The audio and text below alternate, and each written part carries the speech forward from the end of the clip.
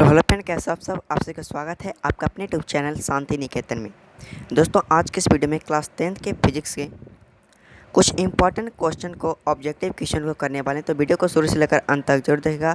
Video पसंद आए तो लाइक कर दीजिएगा, चैनल पर नहीं तो सब्सक्राइब कर दीजिएगा ताकि वीडियो का नोटिफिकेशन आपको समय से पहले मिलते रहे। तो चलिए दोस्तों, आज के इस वीडियो को हम लोग शुरू करते हैं।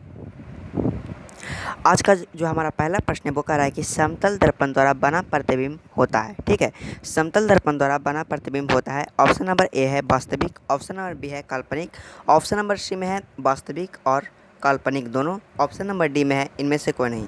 इसका राइट आंसर हो जाएगा ऑप्शन नंबर बी यानी कि काल्पनिक। चलते हैं अब अगले प्रश्न की ओर। अगला प्रश्न में कह रहा है कि किस लेंस के द्वारा सिर्फ काल्पनिक प्रतिबिंब बनाया जाता है। ठीक है, किस लेंस के द्वारा सिर्फ काल्पनिक प्रतिबिंब बनाया जाता है। तो इसका राइट आंसर हो जाएगा ऑप्शन नंबर ए यानी कि उत्तल लेंस के द्वारा काल्पनिक प्रतिबिंब बनाया जाता है। अब चलते हैं अगले नंबर प्रश्न की ओर। अगला नंबर प्रश्न में कह रहा है कि गोलीय दर्पण में फोकसांतर एवं वक्रता त्रिज्या के बीच संबंध है। यह प्रश्न आपको ऐसे भी पूछा जा सकता है कि गोलीय दर्पण का फोकसांतर उसके वक्रता त्रिज्या का कितना गुना होता है। तो इसका राइट आंसर होगा ऑप्शन नंबर सी यानी कि F बराबर R/2। अब चलते हैं अगले नंबर प्रश्न की ओर। अगला नंबर प्रश्न में कह रहा है कि किसी बिंब का वास्तविक तथा समान साइज का प्रतिबिंब प्राप्त करने के लिए बिंब को उत्तल लेंस के सामने कहाँ रखेंगे। इसका राइट आंसर होगा ऑप्शन नंबर बी यानी कि फोकस दूरी को दोगुनी दूरी पर। अगला नंबर प्रश्न में कह रहा है कि एक अवतल दर्पण की फोकस दूरी 10 सेंटीमीटर है तो उसकी वक्रता त्रिज्या क्या होगी। तो इसका जो आपका राइट आंसर हो जाएगा ऑप्शन नंबर सी यानी कि 5 सेंटीमीटर। अब देखिए कैसे होगा। देखिए, हम जानते हैं कि R बराबर होता है क्या,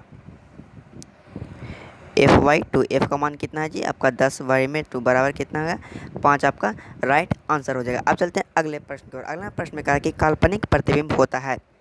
तो इसका राइट आंसर होगा ऑप्शन नंबर ए यानी कि सीधा। काल्पनिक प्रतिबिंब में जो क्या क्या होता है, सीधा होता है। अगले नंबर प्रश्न की ओर चलते हैं।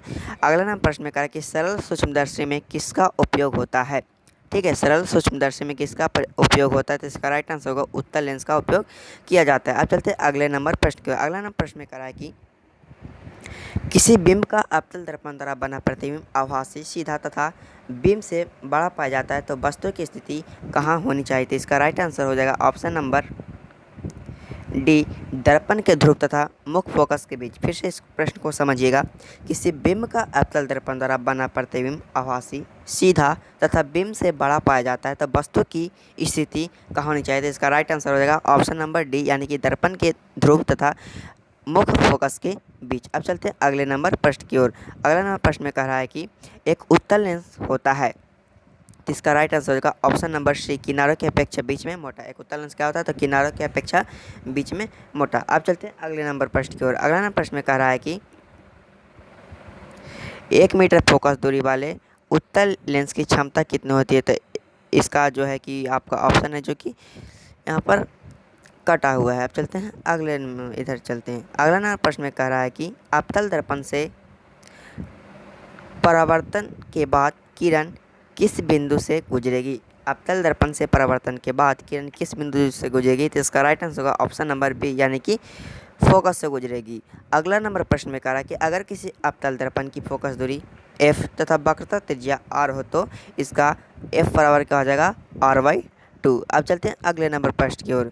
अगला नंबर प्रश्न में कह रहा है कि किसी उत्तल लेंस का फोकसांतर 50 सेंटीमीटर है तो उसकी क्षमता क्या होगी। तो इसका राइट आंसर होगा ऑप्शन नंबर डी यानी कि +2D होगा। एक ऐसा होगा जब का एक नेक्स्ट वीडियो में हम बताएंगे। किसी दर्पण से वस्तु को कहीं भी रखने से वस्तु के बराबर का आकार सीधा प्रतिबिंब बनता है तो दर्पण होगा। किसी दर्पण से वस्तु को कहीं भी रखने से वस्तु के बराबर आकार का सीधा प्रतिबिंब बनता है तो दर्पण होगा। तो इसका राइट आंसर होगा ऑप्शन नंबर सी यानी कि समतल। अगला प्रश्न में कह रहा है कि फोटोग्राफिक कैमरा का अभिदर्शक होता है। फोटोग्राफिक कैमरा का अभिदर्शक होता है तो इसका राइट आंसर उत्तल लेंस का होता है। ठीक है, फिर कह रहा है अगले नंबर प्रश्न में कि साइड मिरर के रूप में प्रयुक्त होता है। तो इसका राइट आंसर क्या, साइड मिरर के रूप में उत्तल दर्पण का प्रयोग किया जाता है। अगला नंबर प्रश्न में कहा कि प्रकाश का वर्ण विक्षेपण किस उपकरण से संभव होता है। तो इसका राइट आंसर होगा ऑप्शन नंबर सी, प्रकाश का जो वर्ण विक्षेपण है जो आपका प्रिज्म के द्वारा ही संभव होता है। अब चलते हैं अगले नंबर प्रश्न में। अगला नंबर प्रश्न में कहा कि किस दर्पण से हमेशा वस्तु से छोटा प्रतिबिंब प्राप्त होता है। तो इसका राइट आंसर होगा ऑप्शन नंबर बी यानी कि उत्तल। अगले नंबर प्रश्न में कह रहा है कि जब प्रकाश की किरण हवा से कांच में प्रवेश करती है तो मुड़ जाती है। तो इसका राइट आंसर होगा अभिलंब के निकट से जो कि मुड़ जाती है। अगला नंबर प्रश्न में कह रहा है कि किसी गोलीय दर्पण तथा किसी पतले गोलीय लेंस दोनों की फोकस दूरियां -15 सेंटीमीटर है तो दर्पण तथा लेंस संभवतः क्या है। इसका right answer option number A हो जाएगा, यानी कि दोनों क्या होगा, अवतल होगा। अब चलते हैं अगले नंबर प्रश्न की ओर। अगला नंबर प्रश्न में कहा है कि लेंस में कितने मुख्य फोकस होते थे। इसका right answer option number B, यानी कि 2 मुख्य फोकस होते हैं। तो दोस्तों आज के इस वीडियो में बस इतना ही। अगर हमारा वीडियो पसंद आए तो हमारे यूट्यूब चैनल शांति निकेतन को सब्सक्राइब कर दीजिएगा, और वीडियो पसंद आए तो लाइक कर दीजिएगा और सब्सक्राइब कर दीजिएगा, और वीडियो कैसा लगा आप कमेंट करके ज़रूर बताइएगा। फिर मिलेंगे एक नए वीडियो के साथ, तब तक के लिए धन्यवाद।